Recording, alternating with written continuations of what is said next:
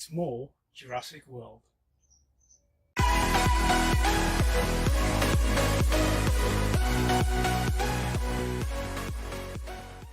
Welcome back, fellow plastic liberators. Firstly, I'd like to thank any of you new subscribers out there. If you are watching and you haven't yet subscribed, please consider to do so, so I can keep bringing you more content of the things that I love doing and hopefully you like to see.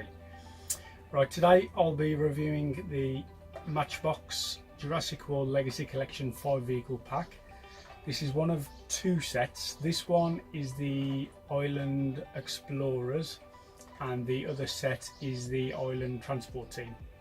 I've got two of these, so obviously I don't mind opening the one, as hard as that is, because the only way you're going to get into it is through either one of the glued down sides. So yeah, unfortunately the packaging will have to get destroyed to a certain extent, but I'll go away now, do my best, and then we'll get on with the review. See you in a sec, guys. Okay, so the box wasn't too badly damaged. I did have to run a knife down the side to get in there, but I suppose it has remained in one piece overall. So easy enough to insert the die casts back into and to redisplay if need be. I'll set that aside now. What I'm going to do is start at the top of the pack and work my way down. So first off is the 1997 Mercedes-Benz MClass. This one was featured in the Lost World.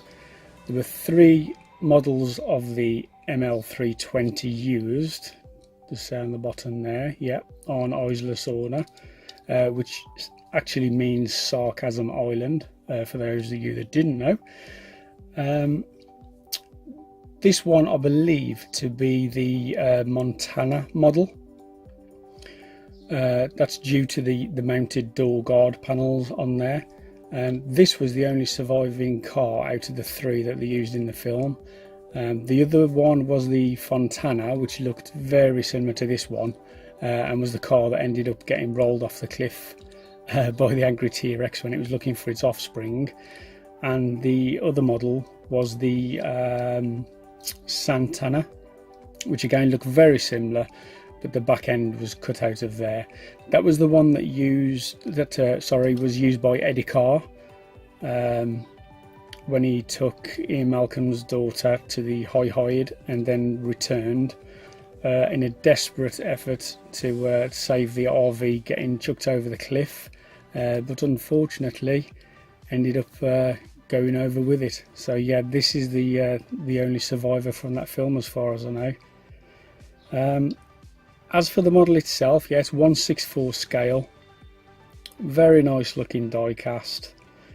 It's pretty movie accurate. You got the protective bars on there. You got the side mirror searchlights, which you can just about make out on there, and the bubble glass roof. Yep. So all in all, a really nice little die cast. So we'll move on to the next one, guys. Okay, next up, excuse me, it's the NBX Maintenance Tanker from the first Jurassic World film. It does look a lot like the Kenworth T800 that you can see outside of Paddock 11, where the Indominus Rex is kept. But that vehicle had 6 wheels. This one, as you can see, only has 4. So I believe this one to be the vehicle that was spotted outside of the hangar in Costa Rica at the end of the film.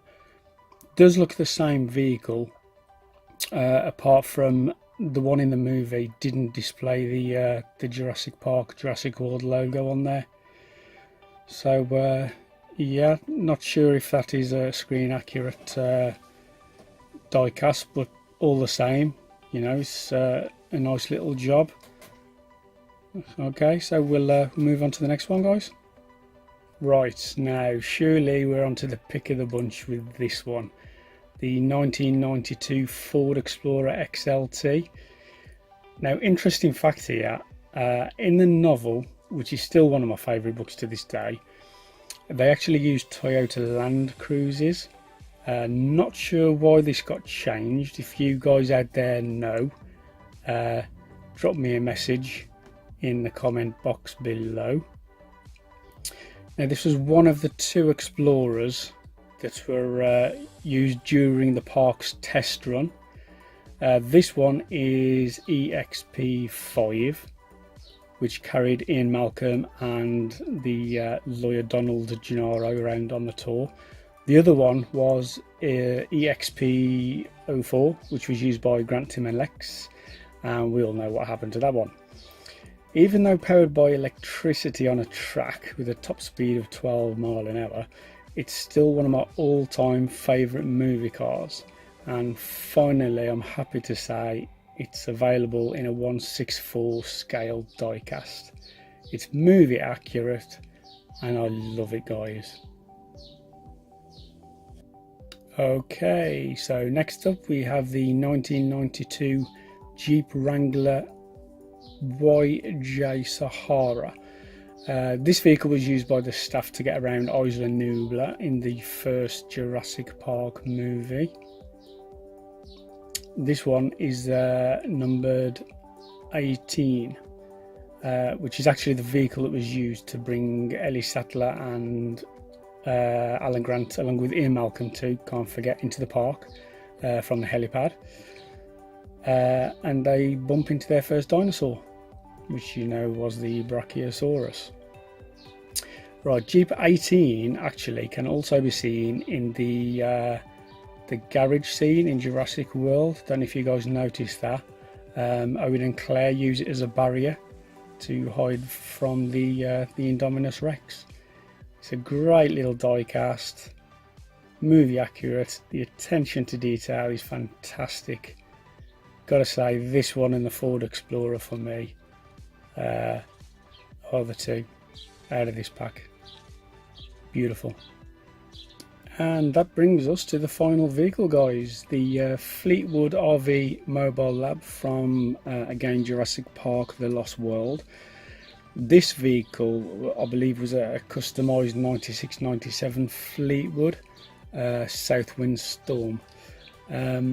Obviously, this and the Jurassic World tanker, even though scaled at a 1/64, are not to scale with the other 3 vehicles in the pack, which is always a bugbear of mine with diecast. I do like my stuff to always look the same scale, but you know, obviously in a pack like this, you know, it's all got to pretty much be the same, and I'm sure children don't mind.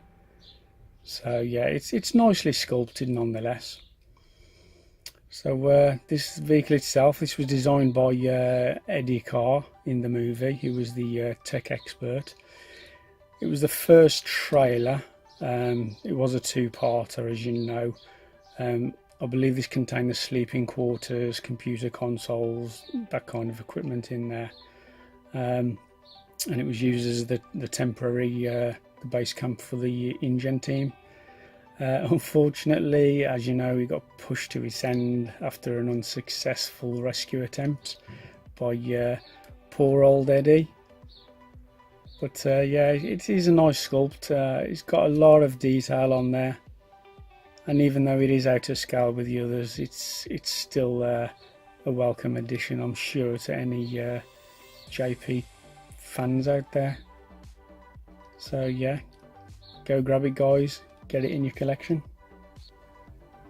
So there you have it, guys, the Matchbox 1/64 scale Island Explorers pack. All round a great little set featuring some really nicely sculpted diecasts. Definitely worth picking up. I'm glad I did, that's for sure. So I think I'm off to Smith's Toys now to purchase the Island Transport team. So until next time, ladies and gentlemen, have fun with your hunting and liberate that plastic.